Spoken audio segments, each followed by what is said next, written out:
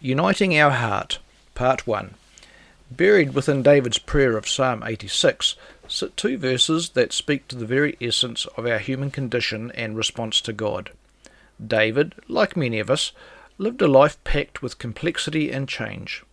Both he and those who surrounded him were inconsistent and unreliable in their day-to-day living towards God and one another.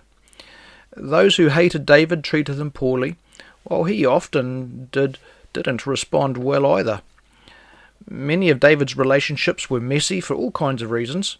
The understandable consequence of this for David, as it is often for us also, is that our inner hearts and minds become perplexed and confused. Unable to make sense of the clashes of life, we can become inwardly splintered. It's the conflict between what we believe and expect of God plus what we experience in relationships and circumstances, with our inability to match or align those two aspects in a way that makes sense or give hope of a good outcome. David experienced this dilemma just the same as we do, and while feeling exasperated he turns to the Lord, praying his thoughts simply as they rolled out of his mind. Within his honest dialogue with God, David says, "Teach me your way, O Lord, that I may walk in your truth. Unite my heart to fear your name.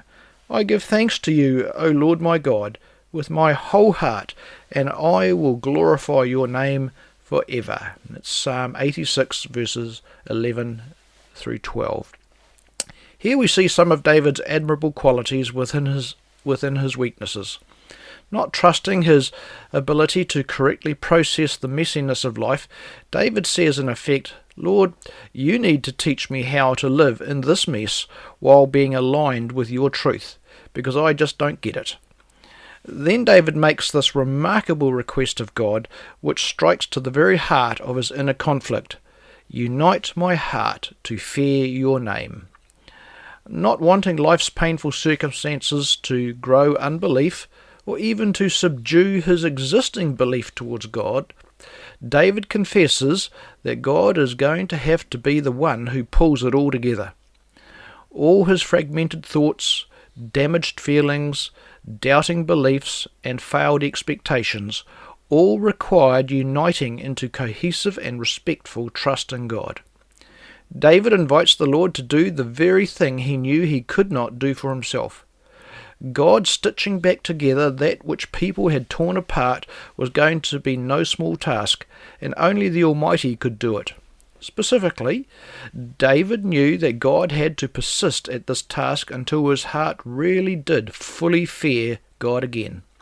His heart, which comprised of all his thoughts, feelings, and beliefs about God, needed to function in a single and cohesive attitude which feared Yahweh without compromise. Only God can do this within a person's broken heart, and the starting point is precisely here, where David began, calling upon the Lord to do a spiritual work that only God can do. It would require unnatural responses by David, and trust in his God who is larger than the damage caused by life.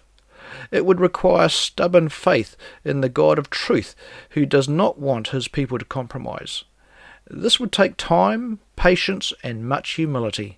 But David had got off to a great start by recognizing his innermost need and inviting the Lord to heal his heart. While in hindsight, we know that God did answer David's prayer by growing him to be a man after God's own heart, we need to know how God accomplished this.